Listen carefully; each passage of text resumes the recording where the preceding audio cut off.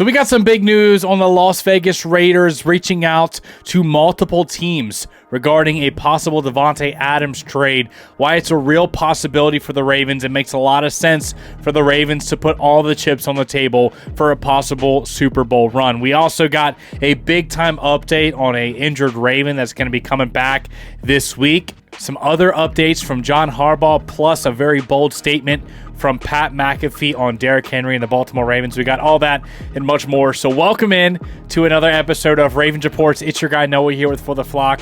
As always, bringing you guys our top 5 news reports and storylines coming out of our Baltimore Ravens today. Let's go ahead and dive into the content. We got a ton to talk about. At number 1, let's talk about this Davante Adams news. Multiple big-time reporters coming out and saying that the Raiders are calling around the league to see if there's teams interested in trading for the star wide receiver Devonte Adams, and I guarantee you there is.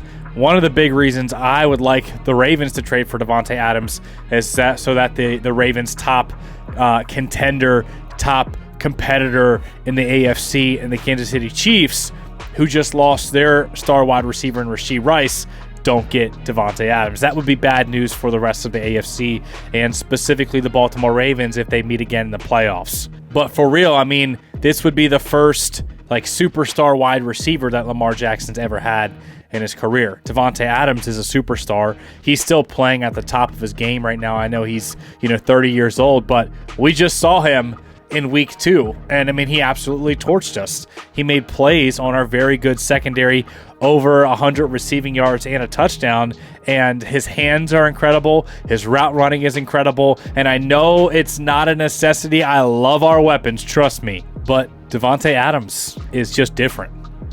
His route running, speed, tackle breaking ability, experience, his hands are incredible.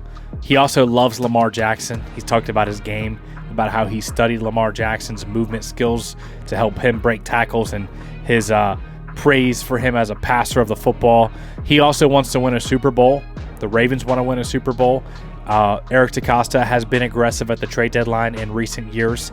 He sent a 3rd-round pick for Yannick Ngakoue. He's traded for Marcus Peters, Calais Campbell, Roquan Smith, sent a 2nd-round pick. So I don't think it's out of the realm of possibility for the Ravens to get aggressive and say, hey, man, you can never have too many weapons.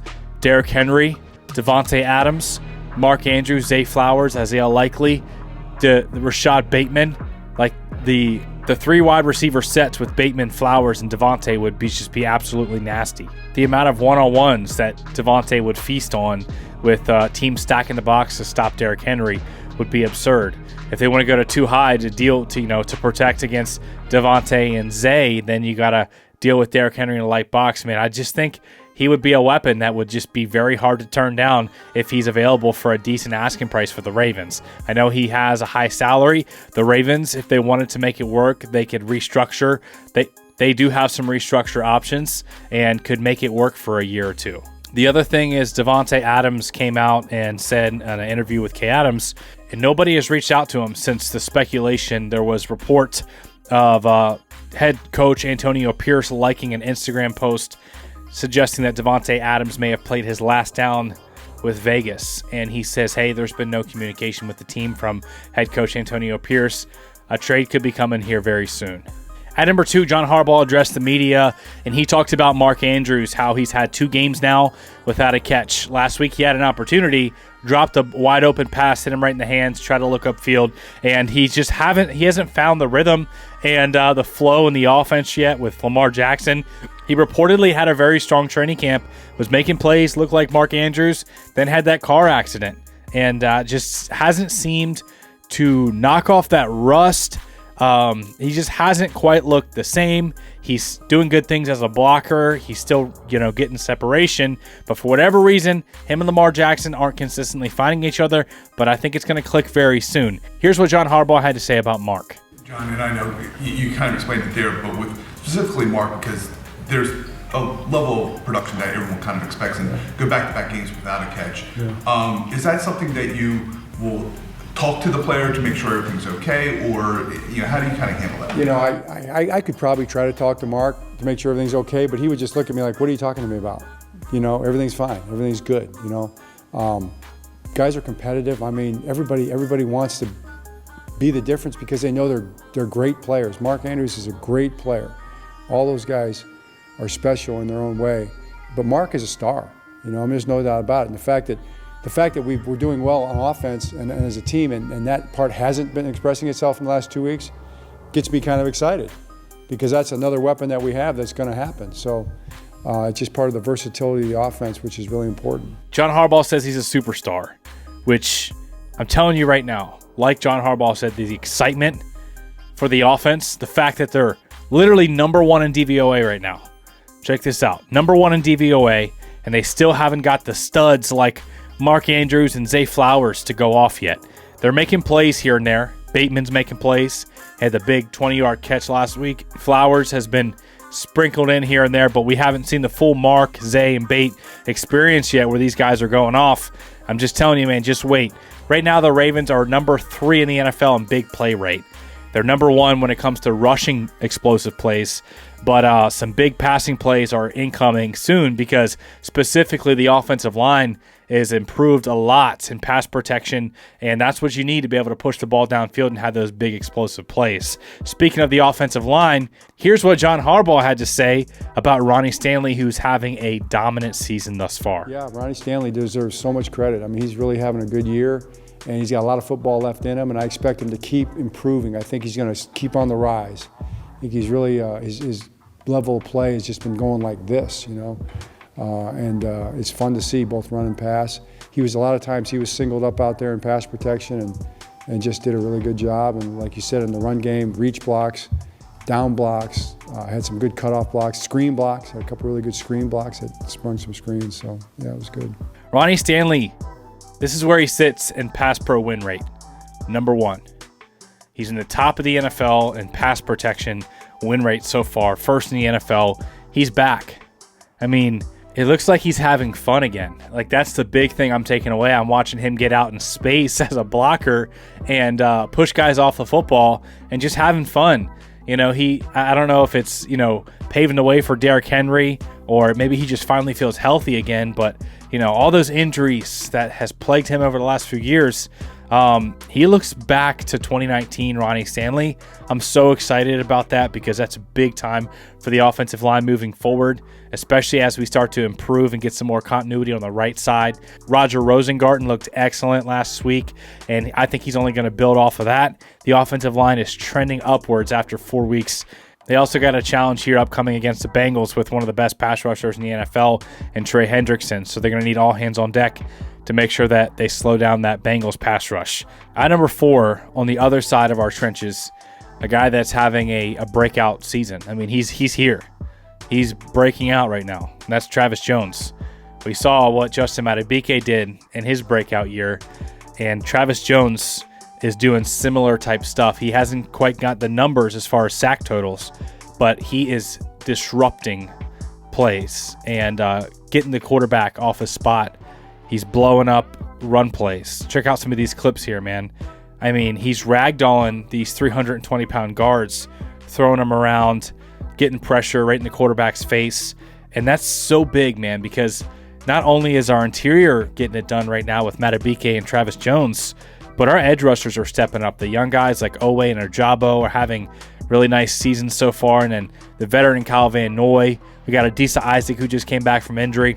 And speaking of injury, here's an update on Arthur Millette, who could be in the mix here soon. Arthur Millette is eligible to come back this week. Do you anticipate him practicing as soon as this week? I do. He should practice this week, and then we'll see where he's at physically and roster-wise and all those kind of things. And speaking of this secondary, here's what Jihn Harbaugh had to say on them locking down the Bills receivers in man-to-man coverage on Sunday Night Football. I really felt like we were going to be a really good man cover team going into the season.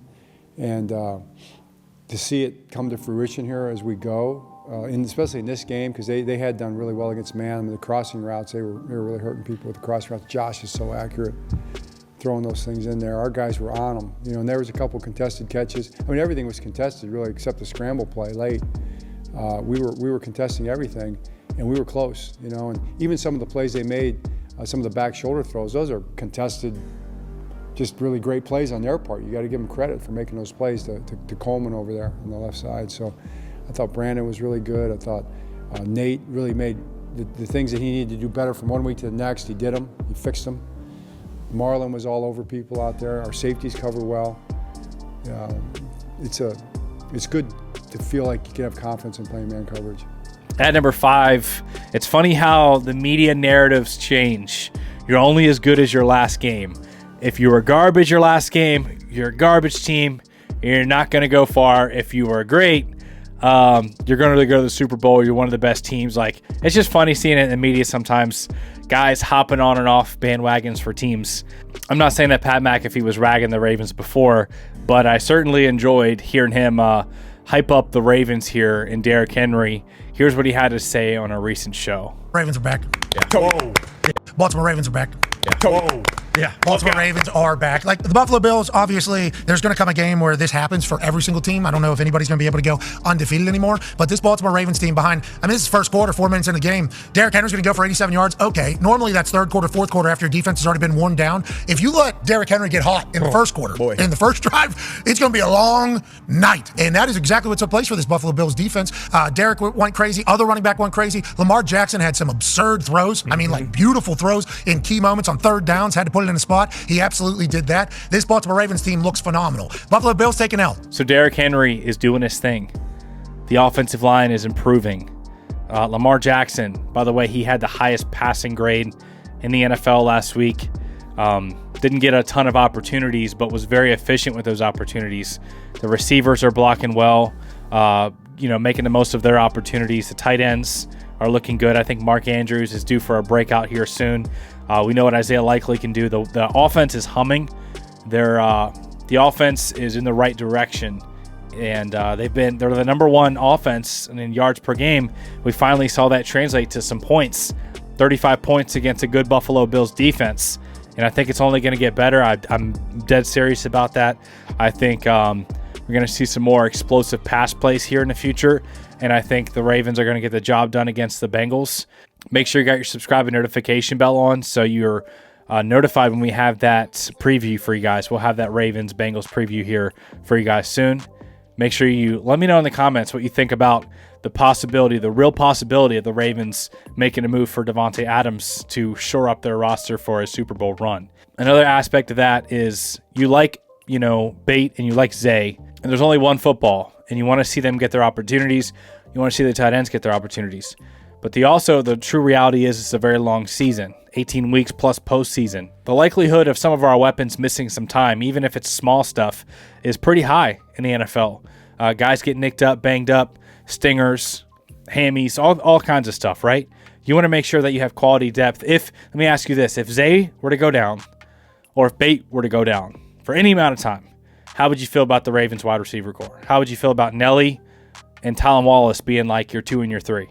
So I'll leave it there. Let me know what you guys think about Devonte. I love you guys. I appreciate y'all. Thank y'all for tuning in. We'll see you in the next video.